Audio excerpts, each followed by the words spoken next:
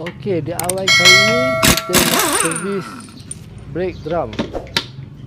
Cek keadaan brake dan cara-cara untuk adjust handbrake. Okey, brake drum ni susah nak buka, dia dah melekat. Nak ketuk pakai hammer pun takut kemik pula. So jadi kita gunakan bolt size 12 ni, masukkan ke dua lubang ni. Ya, kita skrukan dia kedua-dua bolt ni size 12 dan kita pusingkan dia guna spanner sampai dia masuk ke dalam. Guna gun lagi senang.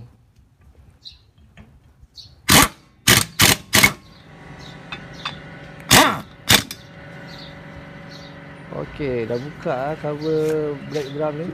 Jadi kita cabutkan dia.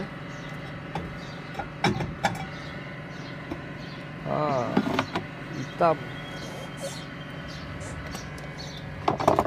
Tengok ni abuk besi.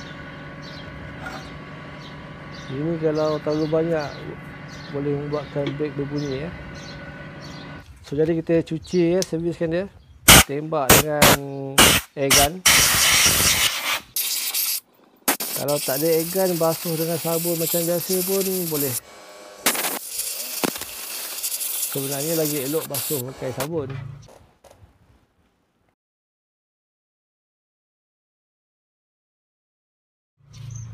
Okey, kita cek keadaan brake ni.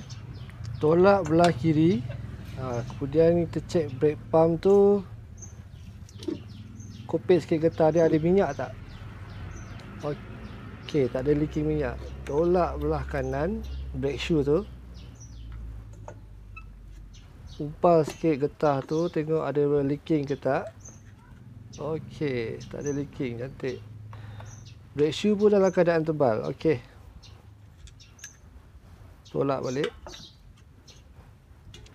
Dan kita basuh dululah dengan air sabun.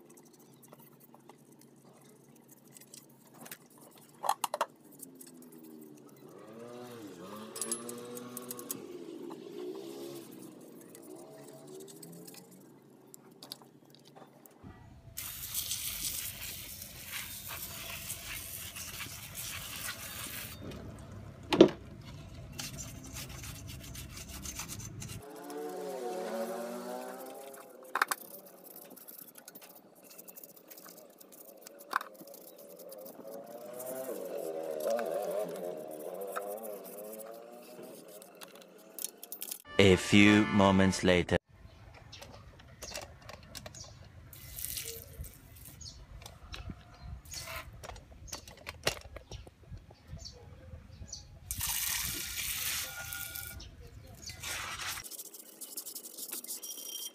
A few moments later. Okey, sekarang kita nak adjust handbrake. Okey, untuk ketatkan handbrake, pakai flat screwdriver, tolak ke atas.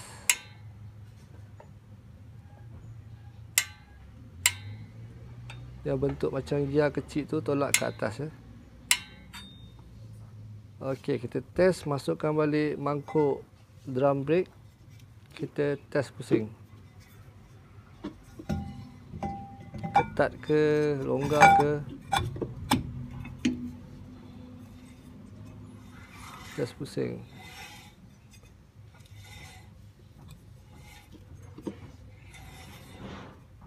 Ada dengar bunyi geseran . Okey, kita longgarkan balik handbrake. Cara longgar dia ada